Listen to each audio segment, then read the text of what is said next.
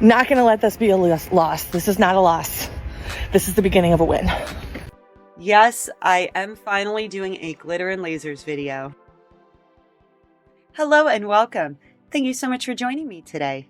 My name is Katie, and for those of you who don't know me, I used to weigh 360 pounds, and I've lost 180 pounds and kept it off for years now. And on this channel, we will discuss weight loss, weight maintenance, nonsense I see online about body positivity and fat acceptance, my experiences with all of that, and, well, anything else I feel like talking about. So if that sounds like something you're interested in, please go ahead and hit that subscribe button down below, and let's get into today's video. So today I have a TikTok from another new friend to the channel, Anna O'Brien. Yes, I am finally doing a Glitter and Lasers video. And she's about to embark on yet another fitness journey, so I figure we'll go ahead and watch this together, and I'll give you my reactions along the way. I got some new running shoes because today I'm gonna run for the first time since surgery. Okay, so if you are unfamiliar with our friend here, I'm gonna go ahead and link a couple of videos down in the comments below if you'd like to catch up to speed.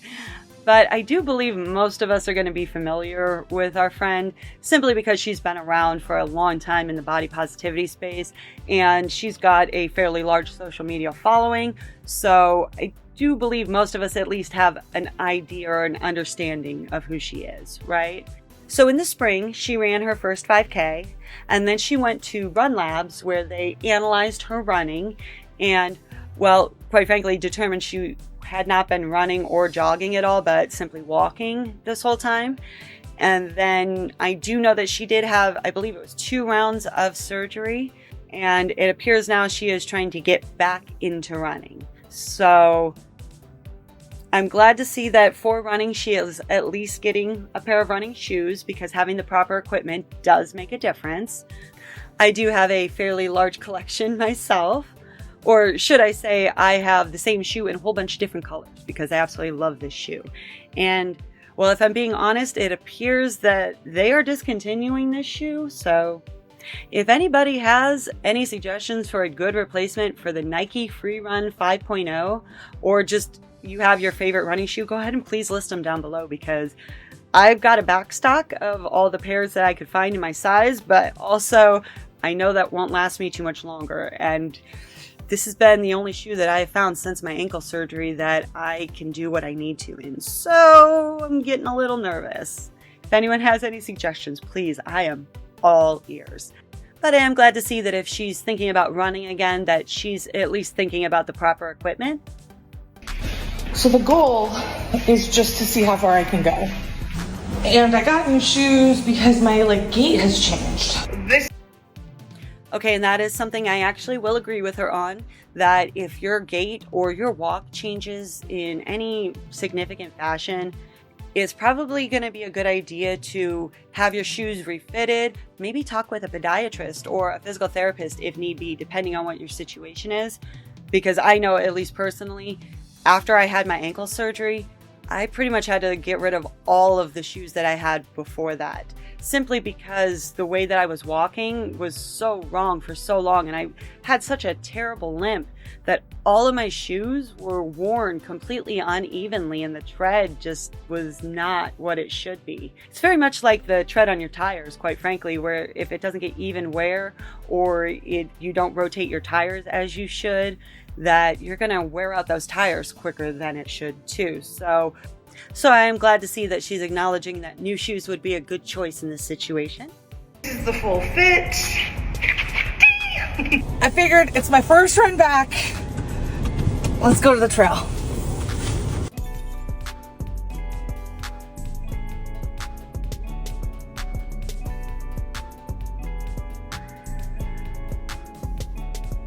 Well,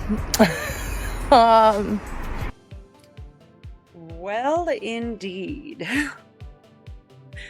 Okay, so after watching that, I have several questions, as I often do after watching our friend, to be perfectly honest. The first question I have is, where was the running? And I'm not trying to be mean at all. I think it's wonderful that she's going out and trying to be more active. Truly, I do. But if I'm being perfectly honest, I didn't see any running there at all. everything I've ever learned about walking and running. And this was from relearning to walk and relearning to run after I had reconstruction surgery on my ankle. In order to run, both feet have to be off the ground at the same time. If at any point your foot is in contact with the ground, you're walking. Doesn't matter how fast you're walking, you're walking. So I'm not trying to split hairs or play semantics. I'm really not. But I do know that when you have a large audience, obviously you have that responsibility to be open and upfront and honest and to get things right, because people could very well be looking to her as inspiration. And what good is that going to do if she's giving them the wrong information just right off the rip?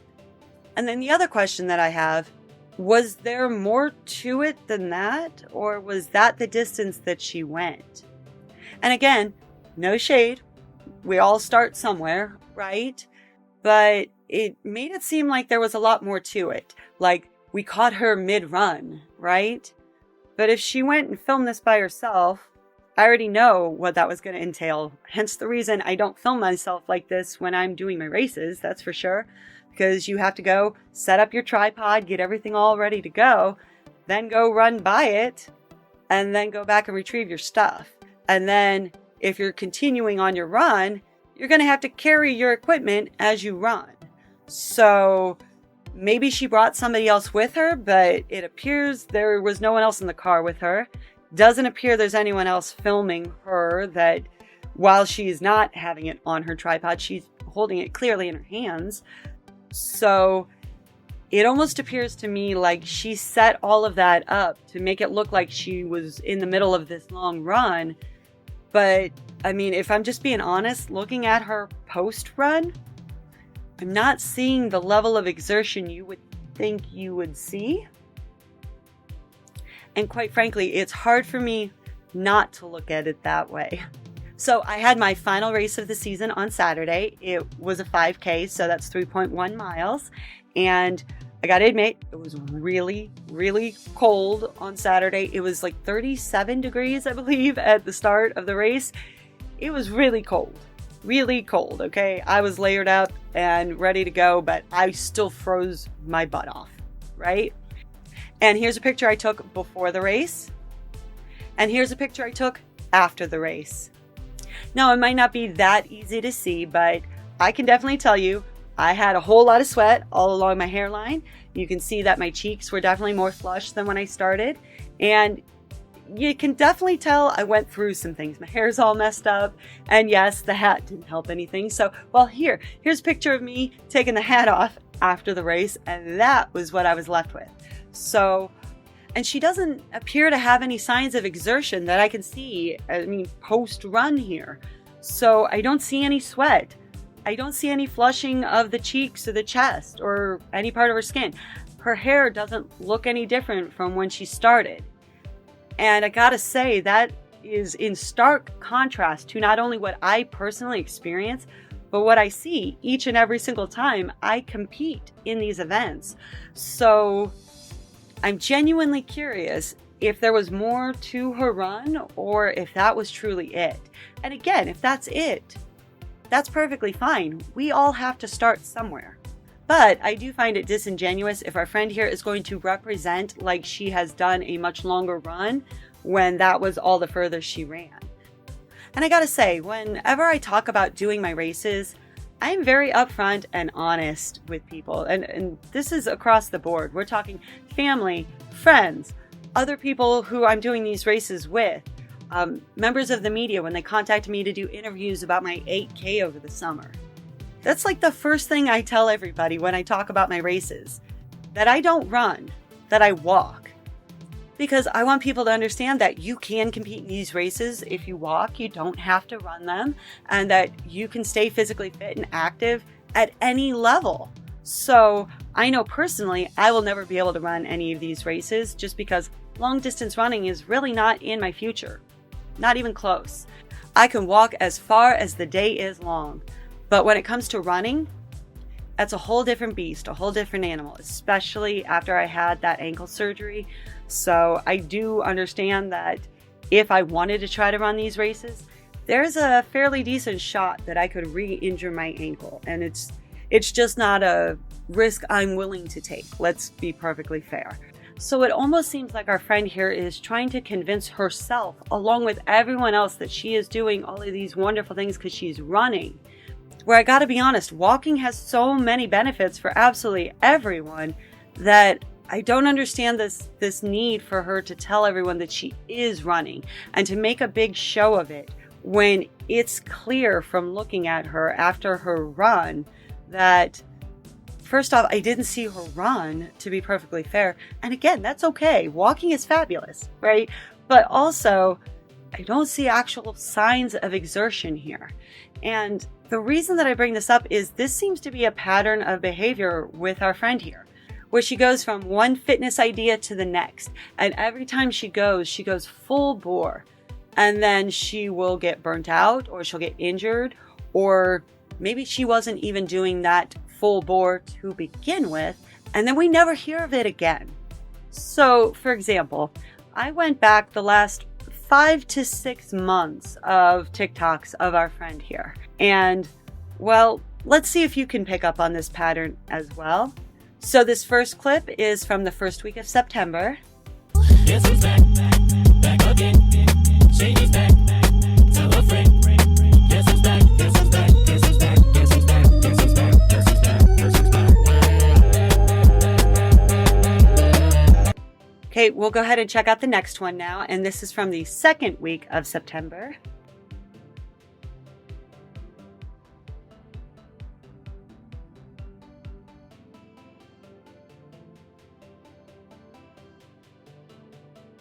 Okay, and let's go ahead and check out this last one, which is from the first week of October.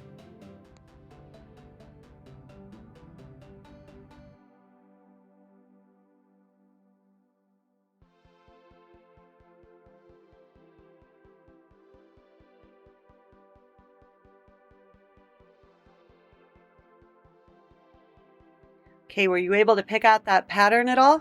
I mean, to be perfectly fair, I spotted a few, but I also know the answer. So let me go ahead and tell you what I noticed out of all of that.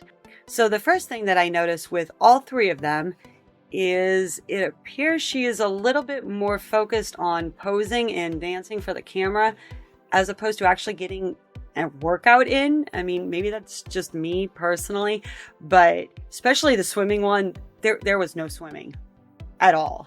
Like, her hair was not even wet. She just kind of walked around the pool and then got out.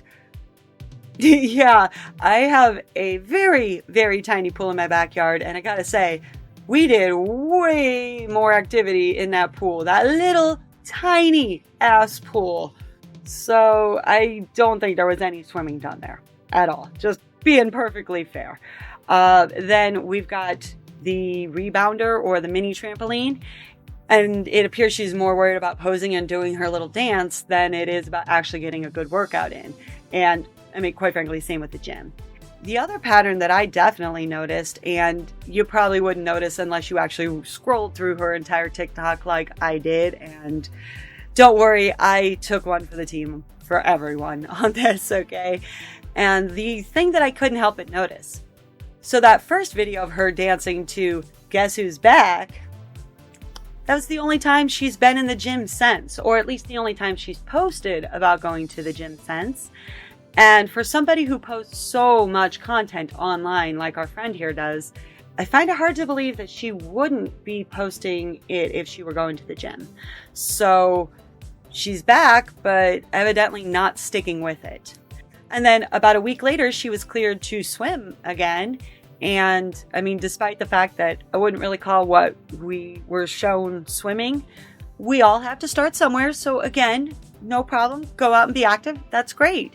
And I mean, I got to be honest, quite frankly, I would think swimming would be one of the best things that she could possibly do, because I know that she's got lipedema. She's got a connective tissue disorder. And I myself have a connective tissue disorder. A different one, admittedly, but I have hypermobile Ehlers-Danlos syndrome.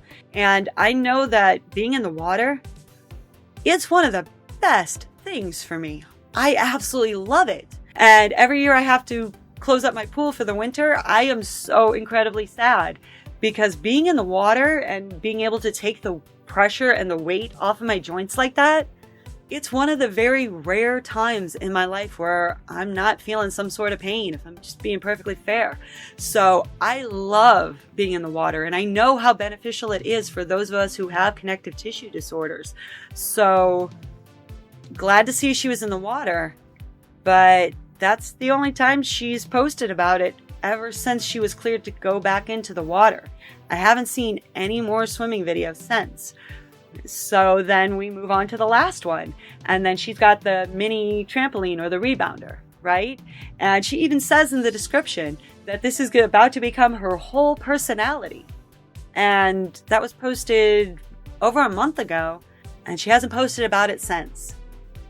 And the TikTok we're currently reacting to, her running on the trail, that was from almost 2 weeks ago now, and yet no more running videos, no more running TikToks whatsoever.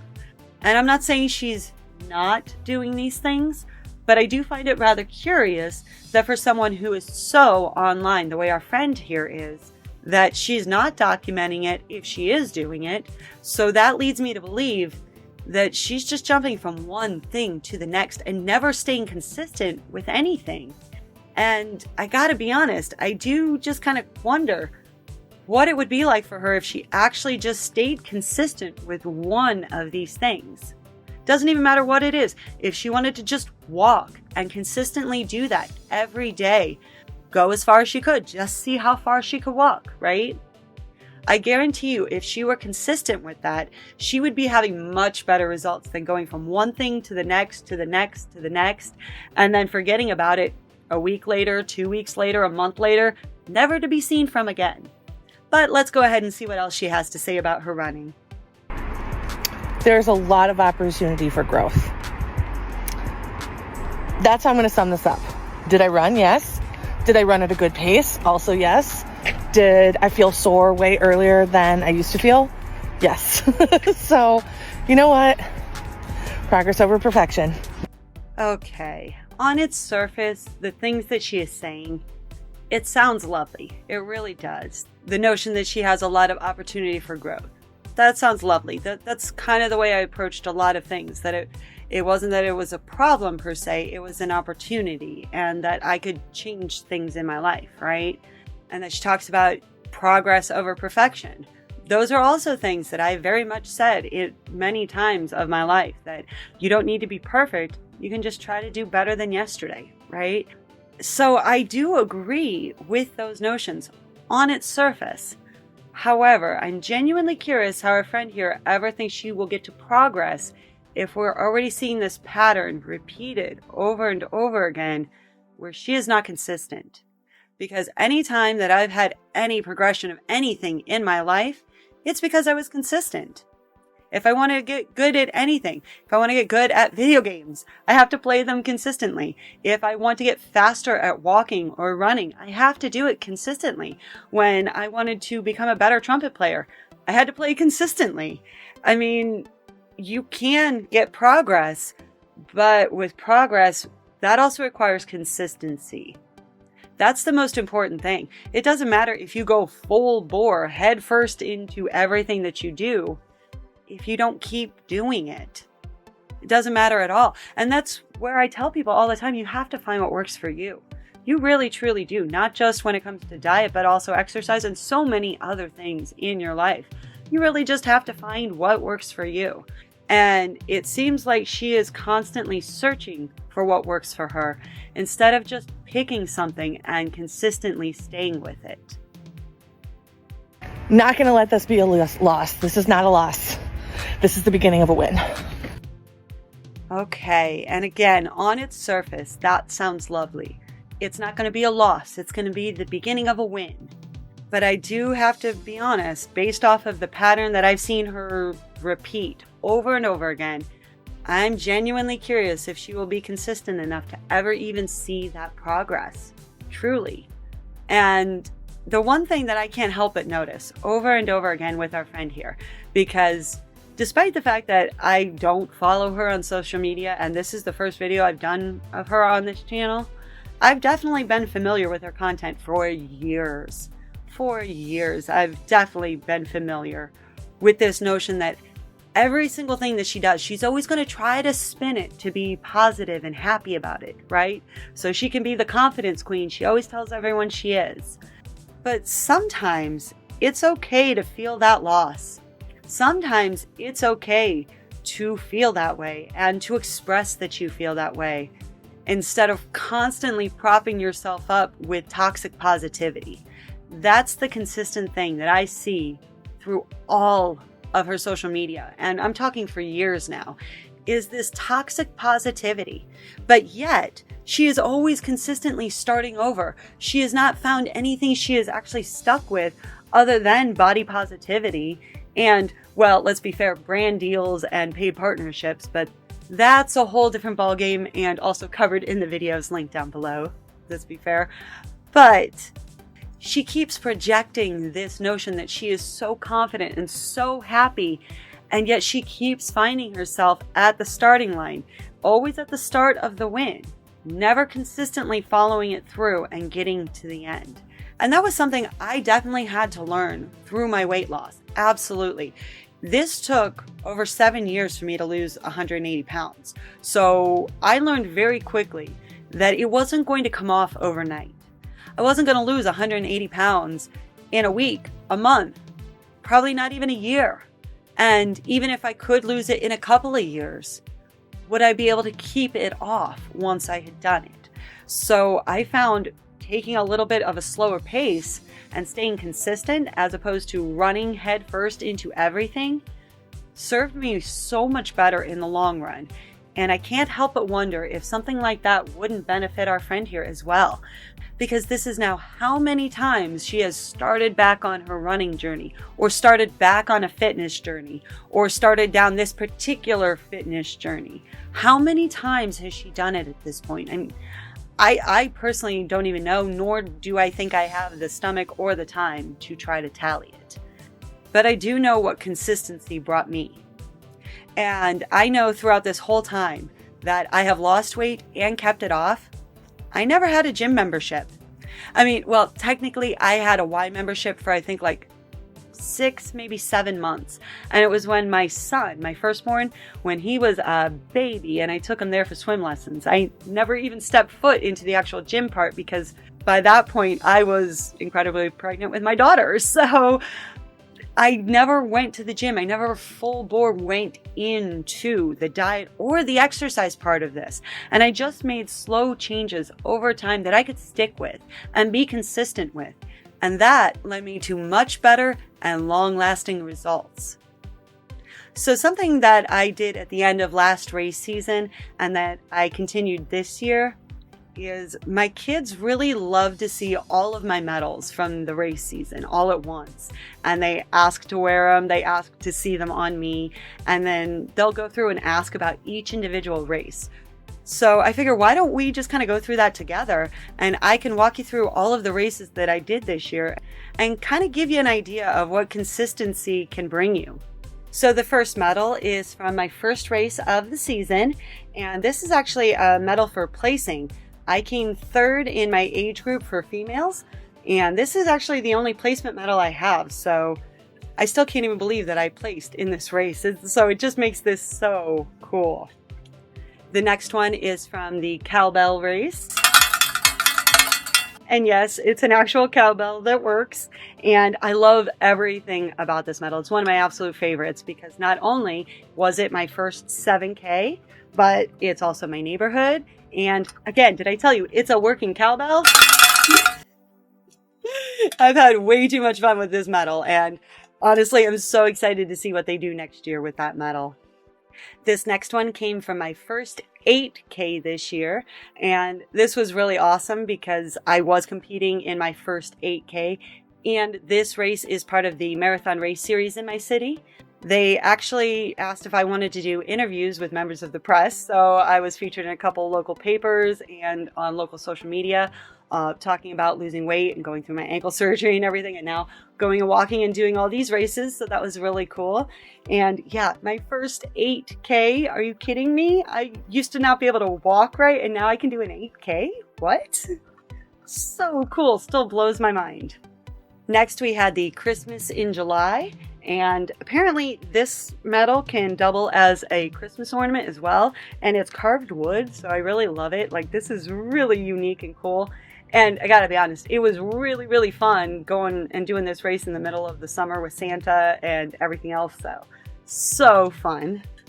This next one is from the Road Rocker 5K, which actually matches the shirt that I'm currently wearing as well. Got that shirt at the race as well. And this coincides with a festival they have in my city called Porch Rocker.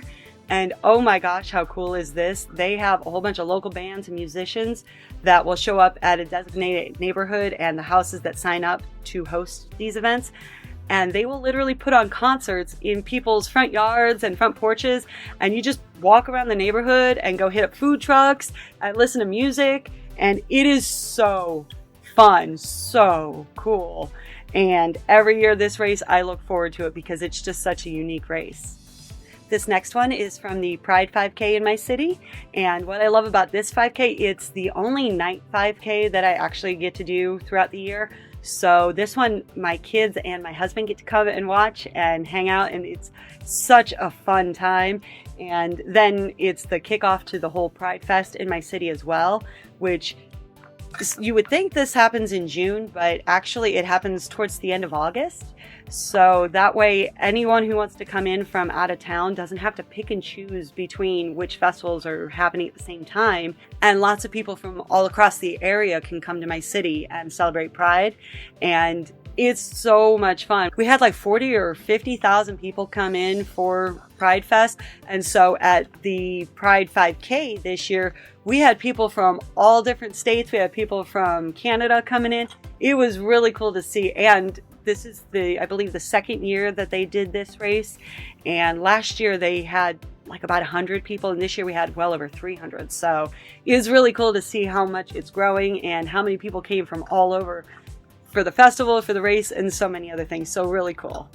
This one here I got for not completing one race, but for completing what they call the Akron Promise City Series Neighborhood Races. So what that is most of these races that I've listed so far were actually a part of this series, and it highlights a different neighborhood in my city. And each one of these races is then going to be a fundraiser for a local school. So it could go to the music department, the athletic department, something of that nature. And if you do, I believe it was 5 out of the 10 races this year, you got a medal. Well, I completed 9, so I definitely got my medal. And I absolutely love this medal because obviously you really had to earn this. Not only did you have to commit to doing these races, but you had to commit to doing at least 5 of them. So being able to do 9 of them this year, that was really, really awesome. And I'm so excited that I got this medal. And one of the really cool things about it is because it is based off of all the different neighborhoods in my city, the race series itself, they base the medal off of all the different neighborhoods in my city as well. So a lot of cool little Easter eggs in here for all of us from Akron, that's for sure. These next 2 I did get from one race. This was from the pumpkin run in my city, and that was actually just a few weeks ago. And this one I did get for completing the race. And then they had the option, if you wanted to, you could do this race with an actual pumpkin and do a pumpkin run. So yes, I did carry a pumpkin through the entire race course. And then I got this medal for carrying my pumpkin as well. And this last one here is for the race that I did just do on Saturday. This is the last medal of the season for me.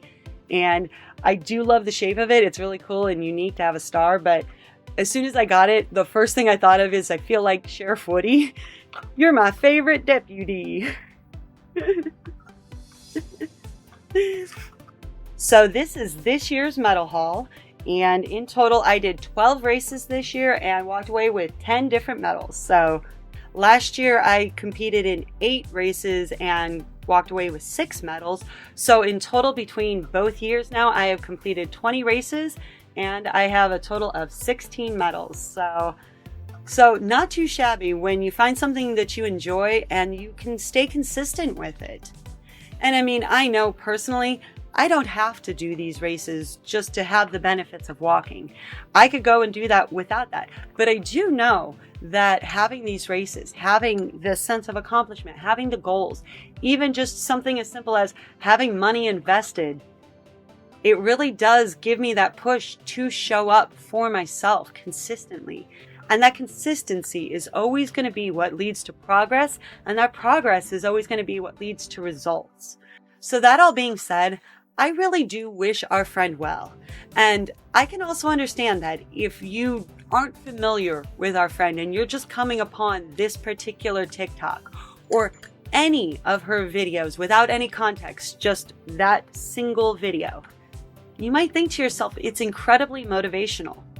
But when you see the repeated patterns of jumping full bore into one thing, to the next thing, to the next thing, and never actually sticking with anything or staying consistent, I gotta say, I do find it to be a bit disingenuous. And to use the wording of our friend, I do believe that there is a lot of opportunity for progress. But maybe that's just me. Let me know down in the comments below, what do you think? I'm genuinely curious and I love reading all of your responses. That is where we will leave things today. I thank you so much for joining me. I am going to get these hung back up because they actually are much heavier than they looked, I gotta say. Please be sure to like, share, comment, and subscribe, and I will catch you all in the next one. Bye! Yes, are you excited? It's hoodie season. We are officially to oversized hoodie season. Not even joking. I buy all my hoodies at least a couple of sizes too big. It's oversized hoodie season, and somehow also sunflower season. Like, look at the size of this.